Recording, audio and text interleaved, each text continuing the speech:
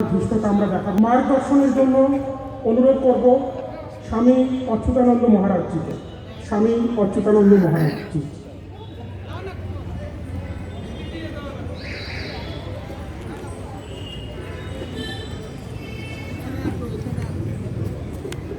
প্রণাম জানাই।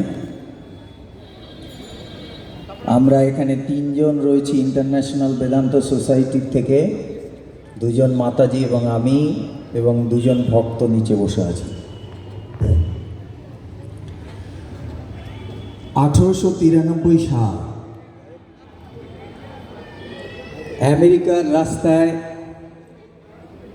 30 বছরের একজন যুবক ঘুরে বেড়াচ্ছে কপটদক শূন্য অবস্থায়।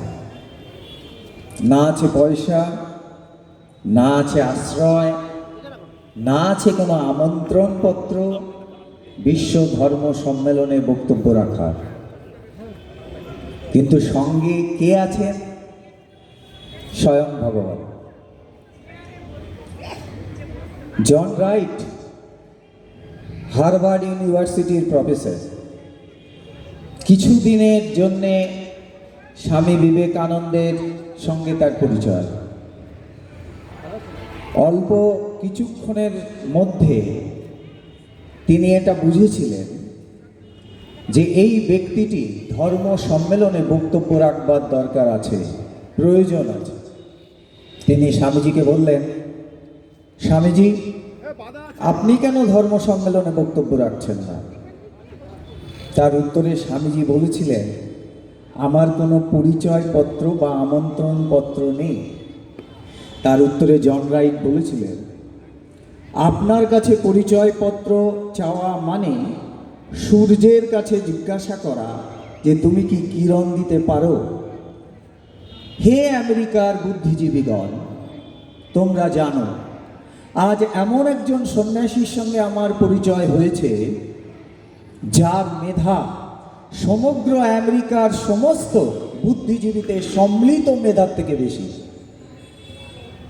সেই স্বামী বিবেকানন্দকে তিনি একটি পরিচয় লিখে দিলেন, তার সঙ্গে জানাশোনা ছিল, কিন্তু তিনি সেই পরিচয়পত্রটাইও হারিয়ে ফেলেছিলেন। যাকে ঈশ্বর সাহায্য করেন, যার মাথার উপরে ঈশ্বর হাত রাখেন, তার কোনো পরিচয়পত্র দরকার হয় না। তিনি স্টেজে উঠলেন, বক্তব্য আমরা সবাই রাখি, আমরা কথা সবাই বলি। আজ থেকে বহুদিন আগে 1893 সালের 11 সেপ্টেম্বর আমেরিকার শিকাগো শহরে দাঁড়িয়ে ধর্ম সম্মেলনে স্বামীজি যে বক্তব্য রেখেছিলেন, my dear sisters and brothers of America, শুধু 2 মিনিট ধরে 60,000 মানুষ তাকে হাতে তালি, করতালি দিয়ে সংবর্ধনা জানিয়েছিল। কেন কেন জানিয়েছিল? তিনি সত্যের উপর প্রতিষ্ঠিত ছিলেন। সেই ধর্ম সম্মেলনটার উদ্দেশ্য কি ছিল জানেন? একটা নির্দিষ্ট ধর্মকে প্রচার করা, একটি নির্দিষ্ট ধর্ম সবথেকে বড় পৃথিবীর, তাকে প্রচার করা।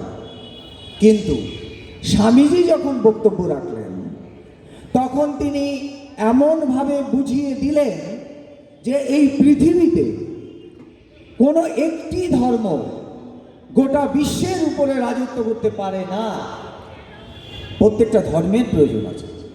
যেমন একটি গাছে বড় হয়ে ওঠার জন্যে জল দরকার হয়, মাটি দরকার হয়, সার দরকার হয়, আলো দরকার হয়, তাকে পরিচর্যার দরকার হয়। সেরকমভাবে গাছটি বড় হয়ে ওঠে। ঠিক একই রকমভাবে প্রত্যেকটি ধর্ম মানুষকে সমৃদ্ধ করে।